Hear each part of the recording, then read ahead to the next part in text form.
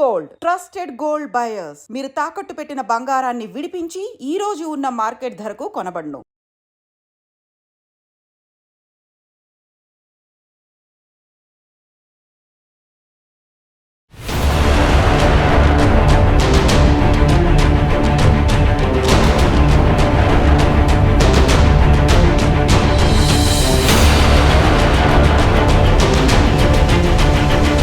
Operation Sindoor Indian armed forces చేపట్టినటువంటి successful operation కు సంబంధించిన వివరాలను అంటే ప్రపంచానికి అనుకోండి లేకపోతే అందరికీ అనుకోండి ఎవరు ప్రకటించారు? ఒక ఇద్దరు మహిళా అధికారులు.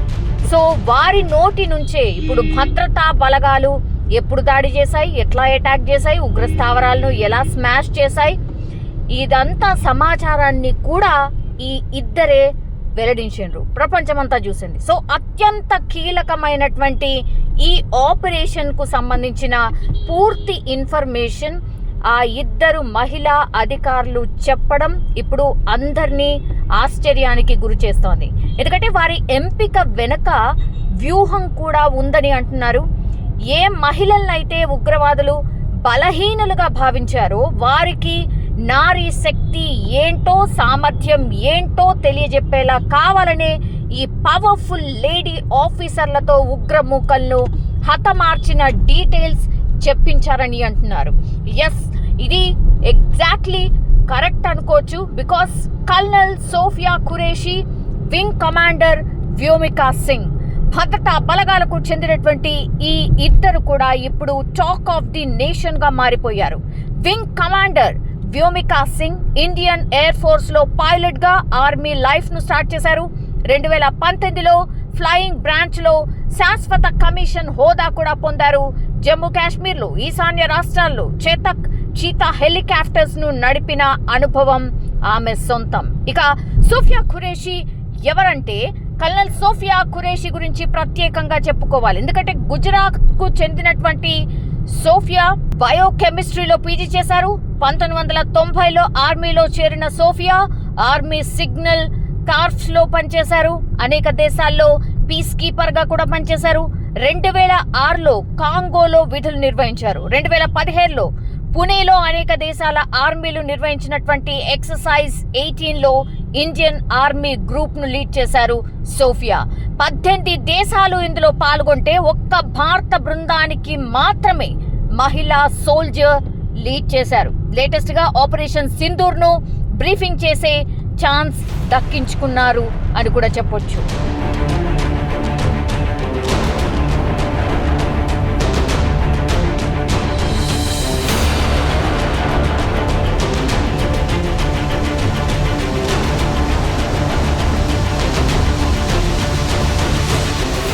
ఇక వింగ్ కమాండర్ వ్యోమికా సింగ్ ఎవరు? పైలట్ కావాలన్నది వ్యోమికా సింగ్ కల. అందుకోసమే ఎంతో కష్టపడ్డారు కూడా. ఇంజనీరింగ్ పూర్తి చేసినటువంటి వ్యోమిక తన కలను తీర్చుకునే దిశగా అడుగులు వేశారు. ఇందులో భాగంగానే 2004లో IAF లో చేరారు. ఆమె 2017లో వింగ్ కమాండ్ హోదా కూడా పొందారు. సో డిసెంబర్ 18, 2019 ఫ్లయింగ్ బ్రాంచ్ లో శాశ్వత కమిషన్ హోదా కూడా పొందారు. అత్యంత క్లిష్టమైన ప్రాంతాల్లో కూడా చేతక్ చీతా హెలికాప్టర్స్ ను నడిపి రికార్డు క్రియేట్ చేశారు వ్యోమికా సింగ్. సో వైమానిక రంగంలో ఎంతో పేరుగాంచారు ఆమె. హై రిస్క్ ఫ్లయింగ్ ఆపరేషన్స్ లో వ్యోమికా సింగ్ సేవలు అందించిన పరిస్థితి అయితే కనిపిస్తోంది. సో ఈ ఇద్దరు మహిళల్ని చూస్ చేసుకోవడానికి రీజన్ మనకు తెలుసు. జమ్మూ కాశ్మీర్ లోని ఉగ్రదాడికి ప్రతీకారంగా పాకిస్తాన్, అట్లాగే పాకిస్తాన్ ఆక్రమిత కాశ్మీర్ లో ఉగ్రవాద శిబిరాలపై భారత ఆర్మీ మెరుపు దాడి చేసిన పరిస్థితి. సో ఆపరేషన్ సింధూర్ పేరుతో దాడులు నిర్వహిస్తే దాదాపు 100 మంది వరకు ఉగ్రవాదులు హతమయ్యారు. భారత ఆర్మీ చేపట్టినటువంటి ఆపరేషన్ సింధూర్ పై ఈ రోజు విదేశాంగ కార్యదర్శి విక్రమ్ మిశ్రీతో పాటు మహిళా అధికారులు కూడా ఆపరేషన్ సింధూర్ గురించి వివరించిన పరిస్థితి. సో భారత చరిత్రలోనే తొలిసారిగా ఇద్దరు మహిళా అధికారులు సైనిక్ ఆపరేషన్ పై అధికారిక విలేకరుల సమావేశానికి నాయకత్వం వహించారు. సో ఇప్పుడు వీరిద్దరి గురించే యావత్ భారత్ పాకిస్తాన్లో ఉన్నటువంటి ఉగ్రవాదుల్ని మట్టుపెట్టేటువంటి ఆపరేషన్ సింధూర్ కార్యక్రమం ఇంకొకటి మన దేశంలోనే ఉంటూ తీవ్రమైనటువంటి దట్టమైనటువంటి అడవుల్ని స్థావరాలుగా చేసుకొని అటాక్లకు పాల్పడుతున్నటువంటి మావోయిస్టుల మీద ఆపరేషన్ కగార్ పేరుతో భద్రతా బలగాలు రాష్ట్రాల పోలీస్ బలగాలు చేసినటువంటి ఆపరేషన్లకి సంబంధించి ఫస్ట్ మనం ఆపరేషన్ సింధూర్కి సంబంధించి చూద్దాము. ఆపరేషన్ సింధూర్లో 24 స్ట్రైక్స్ జరిగాయి. దీన్ని ప్రెసిషన్ స్ట్రైక్స్గా భారత ఆర్మీ పేర్కొంది. త్రివిధ దళాలు, ఒకవైపు నావికా దళం కూడా సిద్ధంగా ఉంది, భారత వైమానిక దళం, ఆర్మీ కలిసి చేసినటువంటి ఈ ఆపరేషన్ సింధూర్కి సంబంధించి 24 స్ట్రైక్స్ జరిగాయి.